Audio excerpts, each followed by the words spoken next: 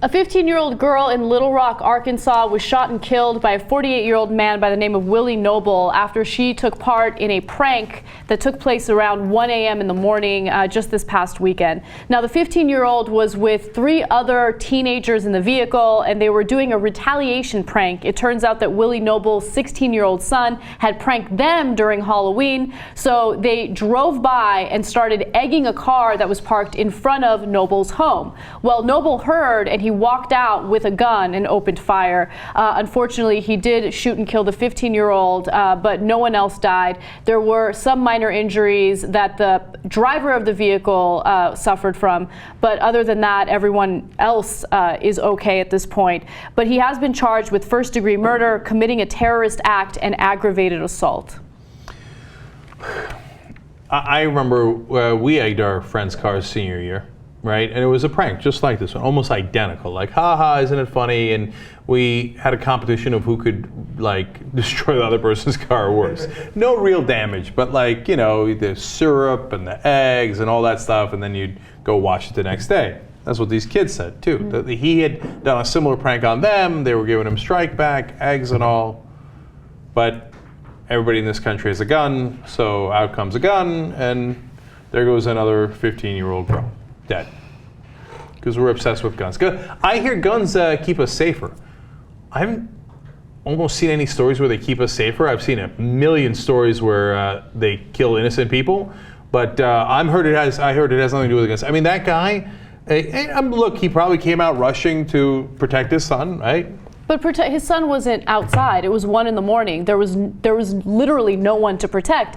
He could not wait to run out of that house and shoot that gun. No one was an imminent threat to him whatsoever. You go outside and you see what's happening. They're egging a car. He shot in retaliation. Now, at this point, I mean, I'm saying that as speculation because there's no hardcore evidence saying that he did it in retaliation. But the reality is, I mean, if these teenagers aren't a threat to you, why are you going to take your gun out and start shooting at them? No, look, like you said, I think the most likely answer is they can't wait to use the gun. So everything seems like a threat, right? So he's got the gun, he's had it all this time, can't wait to use it. Oh, there it is. Oh, they're doing a drive-by with eggs. Like, I don't think he meant to kill those. I'm sure he was, my guess, I hope if he's a quarter decent human being, that when he realized he shot and killed a 15-year-old girl, he was horrified, right? Well, that's why you should have left the gun at home. If he had tried to use another weapon, like, oh, guns don't kill people.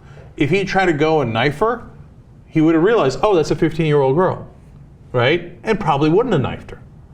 But he's got a gun, it's easy. Just point and click. Oh, yep, there you go.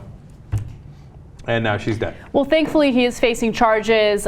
He is in jail, and the bail has been set to $1 million. I don't think he's going to be getting out anytime soon.